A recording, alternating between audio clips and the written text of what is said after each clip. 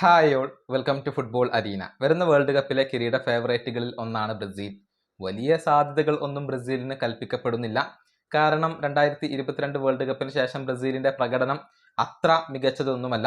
പക്ഷേ വേൾഡ് കപ്പിലെ കിരീട ഫേവറേറ്റുകളിൽ ഒന്നായിക്കൊണ്ട് തന്നെയാണ് എല്ലാവരും ബ്രസീലിനെ പരിഗണിക്കുന്നത്. ഇനി FC ബാഴ്സലോണയുടെ ഇതിഹാസമായ ചാവി ഇതേക്കുറിച്ച് സംസാരിച്ചിട്ടുണ്ട്. അതായത് ഇത്തവണത്തെ വേൾഡ് കപ്പ് നേടാൻ ബ്രസീലിന് സാധിക്കും എന്നാണ് അദ്ദേഹം പറഞ്ഞിട്ടുള്ളത്. ചില കാരണങ്ങൾ അദ്ദേഹം വിശദീകരിക്കുകയും ചെയ്തിട്ടുണ്ട്.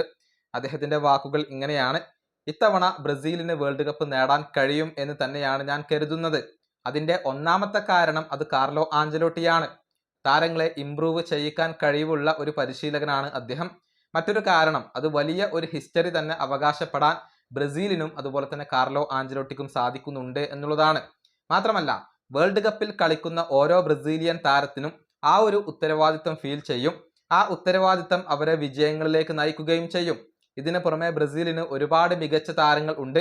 ഹൈ ലെവൽ താരങ്ങളാണ് അവർക്കുള്ളത്. ഇതാണ് ചാവി പറഞ്ഞിട്ടുള്ളത്.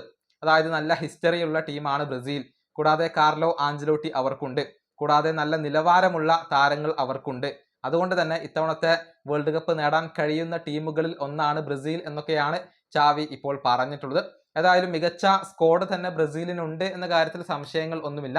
പക്ഷേ പരിക്കുകൾ ഇപ്പോൾ അവരെ വല്ലാതെ അലട്ടുന്നുണ്ട്. എഡർ മിലിറ്റാവോയെ അവർക്കിപ്പോൾ നഷ്ടമായി കഴിഞ്ഞു. എസ്റ്റവായോ വില്ലന്റെ കാര്യത്തിൽ സംശയങ്ങളാണ്. നെയ്മർ ജൂനിയർ ഉണ്ടാകുമോ എന്നുള്ളതാണ് ആരാധകർ ഏറ്റവും കൂടുതൽ ഉറ്റുനോക്കുന്ന കാര്യം. ഈ വീഡിയോ അവസാനിപ്പിക്കുന്നു. അടുത്തൊരു വീണ്ടും കാണാം.